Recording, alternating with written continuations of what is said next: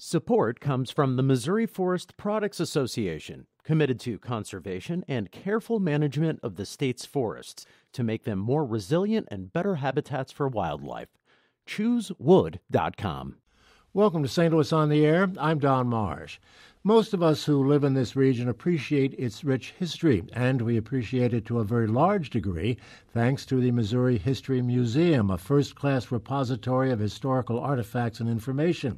It's just part of a trifecta of facilities committed to preserving our regional history.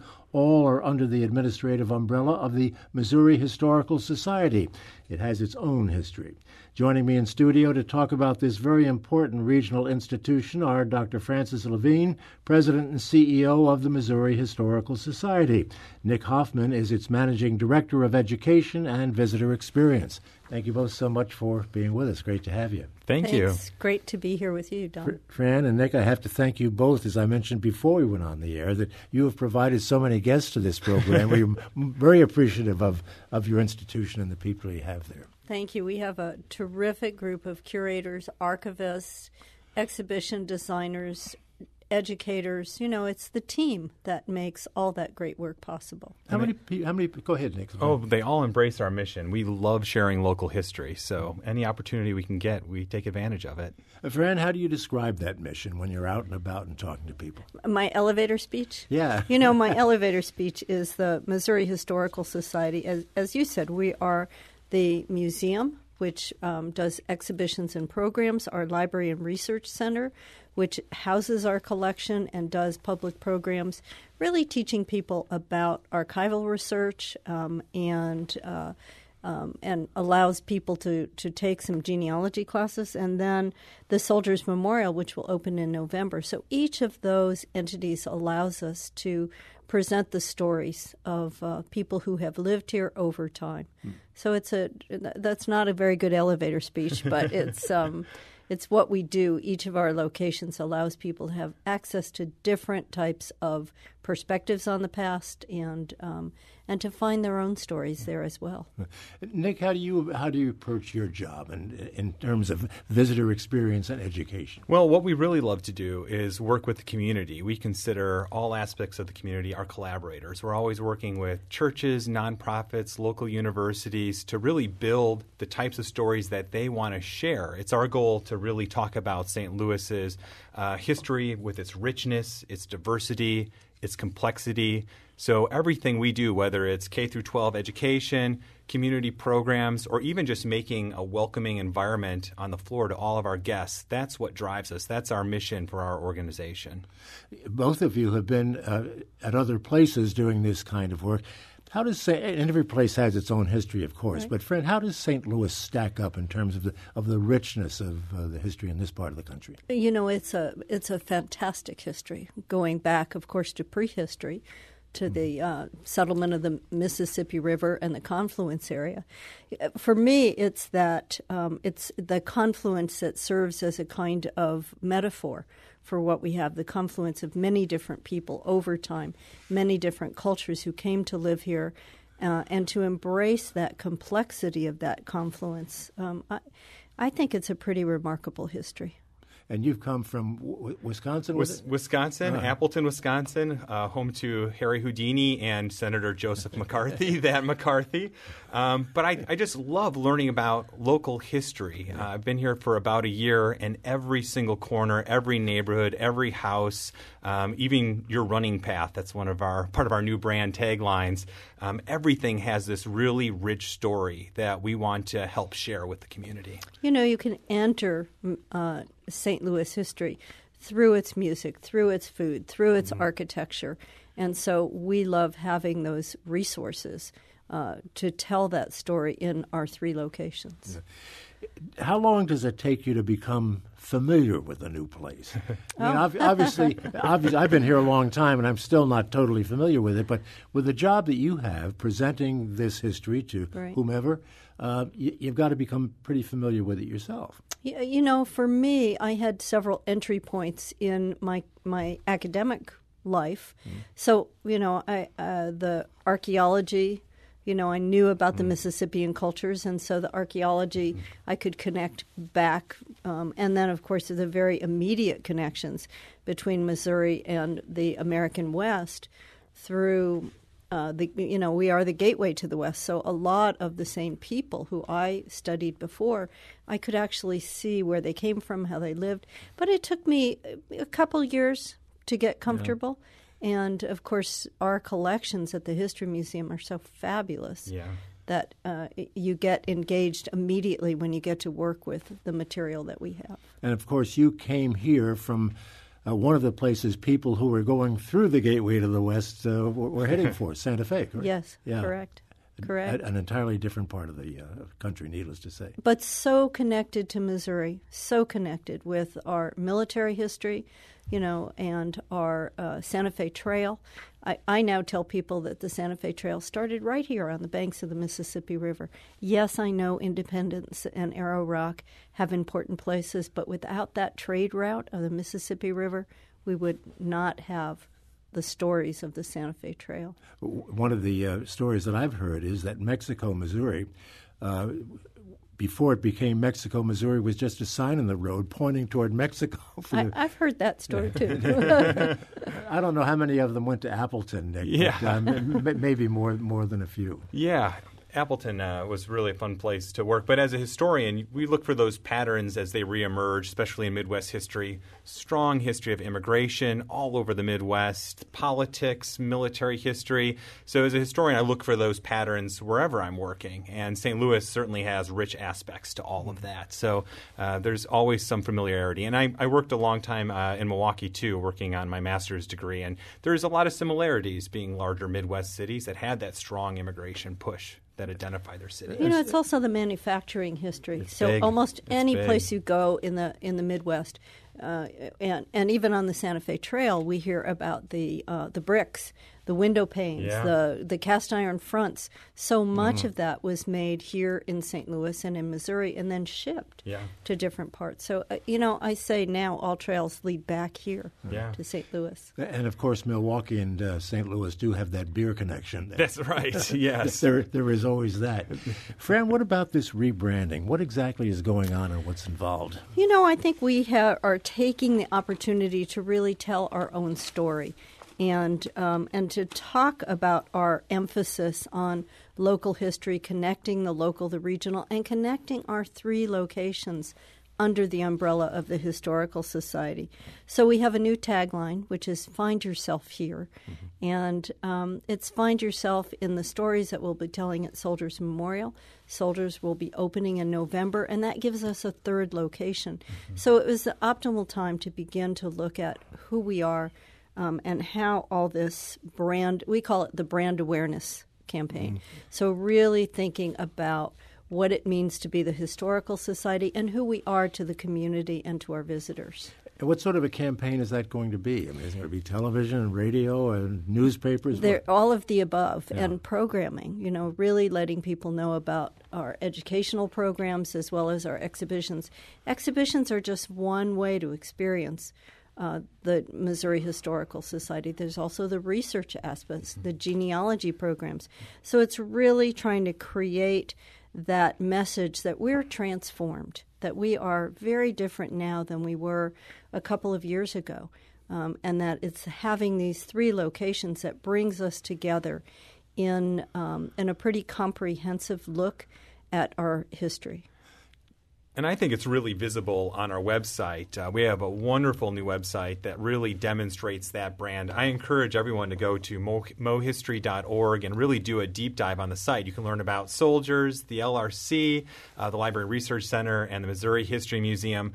But also take a look at that incredible research function. That website is the place to go when you're doing local history because you can pull up all sorts of things from our collection, our 3-dimensional artifacts, paper collections, photographs. It is so rich. You can find your neighborhood history, your house history, all sorts of things on our website. What we want is to reinforce that emotional connection that people have with the history of their neighborhood, the history of their own families. Everyone here asks the question, where'd you go to high school? Well, think about the way you can broaden that question. How long has your neighborhood existed? When was your house built? When was your high school built? Yeah. So there's a real. We want to tell also our story of success.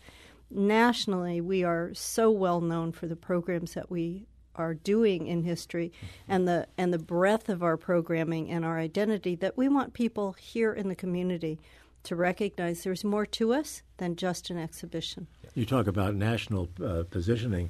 I have a note here that you're up for a National Museum Award. Is that correct? Yes, and I have to say it's not our first of the year or the first of the last few years, but we are up for an Institute for Museum and Library Services Leadership Award, and we were among the inaugural group of museums that got that award when it was created in 1994. But so we're one of 29 museums and libraries nationwide. When's that decision going to be made? In April. In April, and there'll be a day for the community. I think it's April 9th. Yeah, we're looking for testimonials.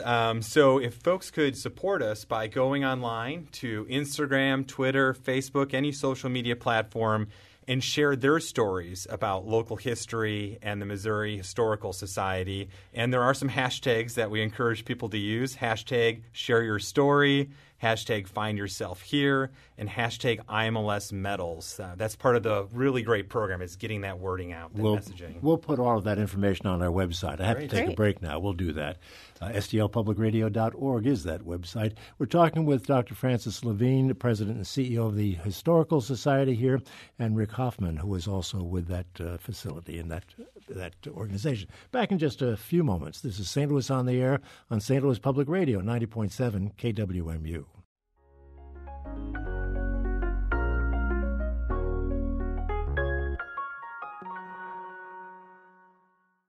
Now back to our conversation with Dr. Frances Levine, President and CEO of the Missouri Historical Society, and Nick Hoffman, the Managing Director of Education and Visitor Experience at the Society.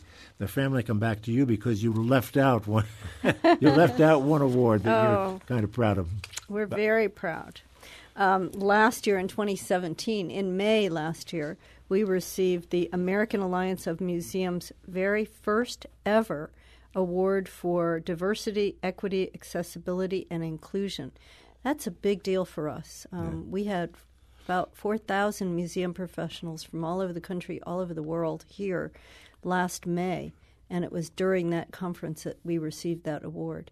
And it was for the excellence of our exhibitions and programming and really lifelong learning opportunities at the museum. So we're very proud of that. Well, congratulations. Thank you. Do you feel that your facilities are utilized, I'll put this to both of you, coming at it from somewhat different angles, are as utilized as they could be or should be by the community? You know, the museum is very well utilized. We have had over 400,000 visitors each year for the last 4 years. I would say the library has much more opportunity to support community researchers and schools. It's used selectively, but it's becoming more well known, and that's part of our branding, is to make people aware of that. Mm-hmm. And then we can't wait for Soldiers Memorial to open in November, which will give us a whole nother segment of the community and the region. That's a $30 million project, isn't it? It's a big one, yeah. It's moving quickly. November 3rd is just around the corner. In the museum world, we always say that's pretty much next week. So we're moving fast ahead.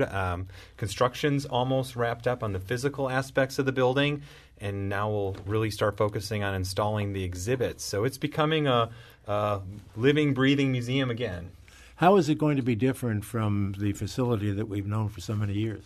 You know, I think it will be a much more modern exhibition and programming facility. Now, we've tried to keep the ambience of the building there. So, you know, it's beautiful construction, beautiful features in that building. So we've kind of cleaned those up, polished those up.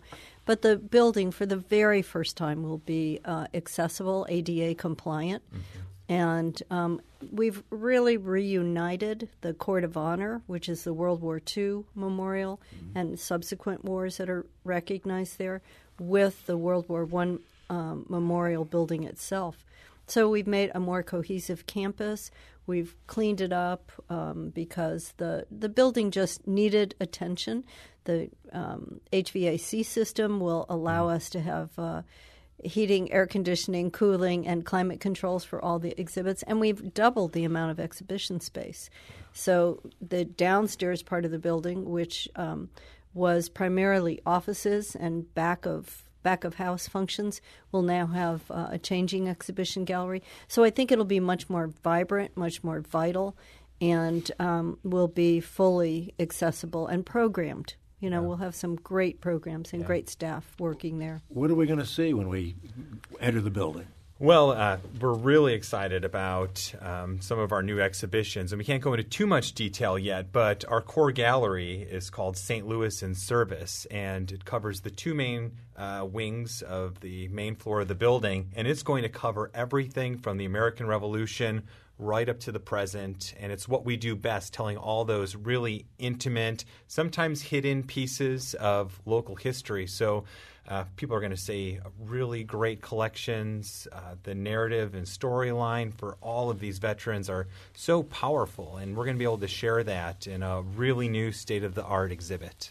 So we really tell that St. Louisans at war and St. Louisans at home. Yep. Both what happened here in St. Louis while the men and some women were away at war, and looking at that impact on our community. And as Nick says, the oral histories that'll be in it, the personal, deep emotional connections. When I think of World War II, for instance, in St. Louis, and all of the tens of thousands of military people who went through Union Station, I mean, that was just a busy place. There's some great historic photographs of that. And thinking about the industries that were here, the arsenals that were here over time, the Emerson building the gun turrets. And General Dynamics was here for years and years as well. We, speaking of the military, we have a caller who wanted to know whatever happened to the historical guns on display at the museum. At the Missouri Historical Society? I guess so, because all I have is what I have in front of me here. They are all in the collection, being cleaned, cared for, and we try to use them in particular exhibits. In Soldiers Memorial, we're doing that right now, doing the conservation on the arms collection, and that will be featured in that exhibit as well. But what we try to do with the gun collections and the gown collections is try to incorporate them in the contextual stories. Well, what's on the front burner? What's ahead? I mean, obviously you've got the Soldiers Museum going, but what else is on tap? Well, one of the things that we really want to direct people to, because we're always looking for feedback and ideas as we continue to develop Soldiers Memorial Military Museum, is on April 24th at 6:30 p.m. That's a Tuesday. We're going to have an open house at the Missouri History Museum where we'll have different tables focusing on different aspects of Soldiers Memorial. We want to share where we're at in the process, but also get more feedback from the community. And we'll be repeating that on Sunday, April 29th at 3 p.m. as well. So it's all about that feedback. But in addition to Soldiers, we have a full slate of exhibits opening this year. So we've been working with the Muni on Muni Memories, which is going to open to the public on June 9th. And I tell people, if you love The Wizard of Oz, you will get to walk through the cornfield again. That exhibit. No flying monkeys, I assume. I haven't heard that the flying monkeys are there. I don't think so. But we've been working with the Muni on getting ready to tell the 100-year story of how it started in the trees and then developed into this unbelievable facility that we have. We're going to have to wrap this up in just a couple of seconds, but how long does it take to get ready for something like that? You mean an exhibition? Yeah. You know, with Muni, we started working with them several years ago. I say every exhibit has at least a 3-year development span. Wow. So the first year, and many of them go longer, but the first year is the research that goes into it. Second year is design and conservation. Third year is really building, installing, and then programming. Because just because we build an exhibit doesn't mean people will come. We have to have the programs and the educational moments. Well, people will come to the rebranded Missouri Historical Society. Fran Levine and Nick Hoffman, thank you so much for being with us. Congratulations on all you've accomplished so far and all that lies ahead. Thank you so much, Don. Thank you. Coming up, ever heard of traffic calming? Well, you will in just a moment. This is St. Louis on the Air on St. Louis Public Radio, 90.7 KWMU. Support comes from Missouri Forest Products Association, committed to sustainable and sound conservation of the state's forests, which support more than 41,000 Missouri jobs, resulting in a $10 billion industry. ChooseWood.com.